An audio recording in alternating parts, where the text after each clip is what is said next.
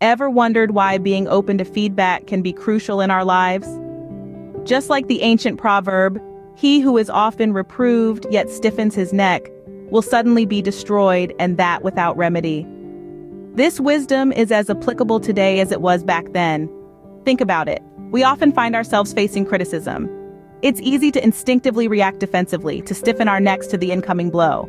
But what if we shifted our mindset and saw criticism as a learning opportunity? When we open our hearts and minds to criticism, we invite growth.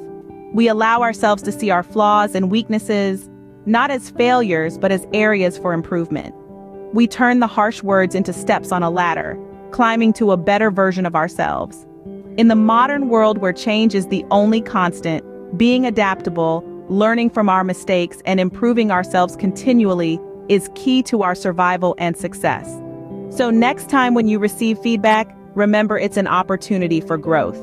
Who cheers when the wicked rule, and who rejoices when the righteous lead? A thought-provoking question indeed, drawn from the wisdom-filled book of Proverbs. The verse clearly states, "When the righteous increase, the people rejoice, but when the wicked rule, the people groan." This is a stark reminder of the profound impact that leadership has on a community. When virtuous individuals take the helm, societies flourish, and people are filled with joy. They create environments that foster growth, peace, and prosperity. Contrastingly, when the wicked seize power, the result is quite the opposite.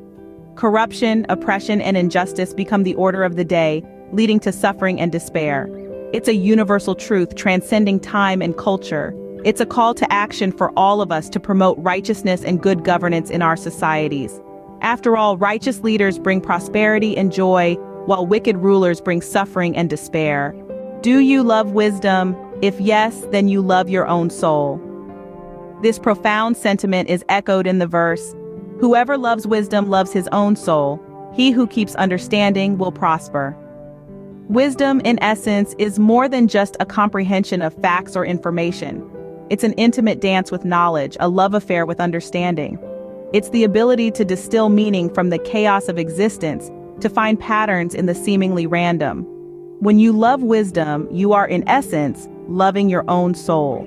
You are nurturing your inherent curiosity, feeding your intellect, and cultivating your ability to make sense of the world. And when you keep understanding, you're not just accumulating knowledge, but you're also developing the capacity to apply it, to learn from it, and to grow. So love wisdom, love your soul, and enjoy the fruits of prosperity. Embrace the love affair with wisdom, and watch as your life blossoms in ways you could never have imagined. How important is living with integrity for you? Consider this proverb. "The righteous man who walks in his integrity, blessed are his children after him." This isn't just about being honest or truthful. It's about being consistent in your values, in your words, and in your actions. It's about standing firm in what you believe in, even when it's inconvenient or challenging. When you live with integrity, you're not just benefiting yourself. You're creating a ripple effect that extends to those around you, especially your children. They observe, they learn, and they inherit the values you uphold. By walking with integrity, you're not just setting a good example, you're setting a standard. You're teaching them the importance of moral courage, of fairness, of truth, and of respect. So let's ask again, how important is living with integrity for you? Because remember, it's not just about you. Remember, your integrity can be the greatest legacy you leave for your children.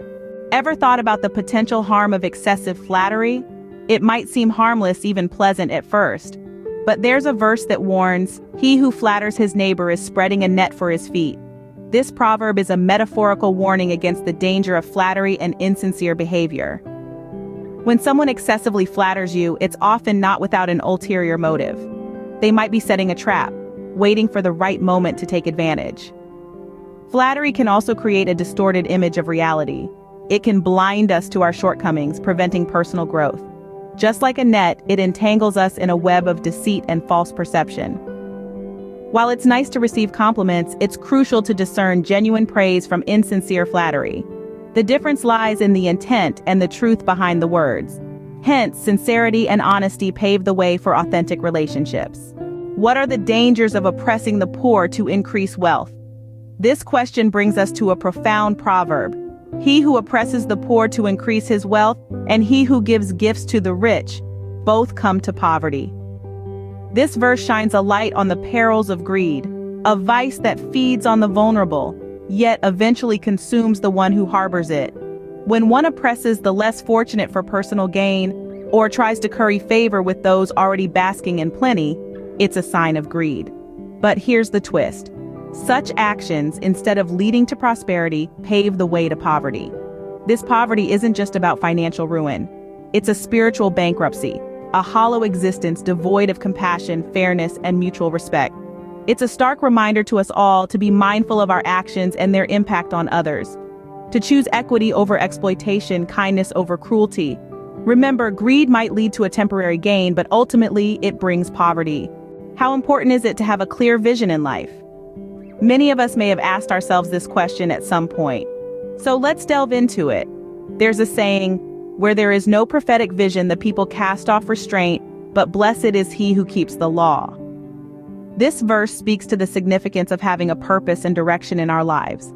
Without a clear vision, it's easy to lose restraint and fall into destructive patterns.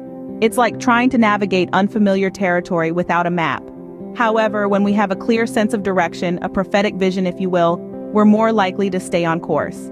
Now, let's not forget about the importance of moral laws. Keeping the law here refers to maintaining our moral compass, our inner sense of what's right and wrong. When we adhere to this compass, we stay true to ourselves and our values.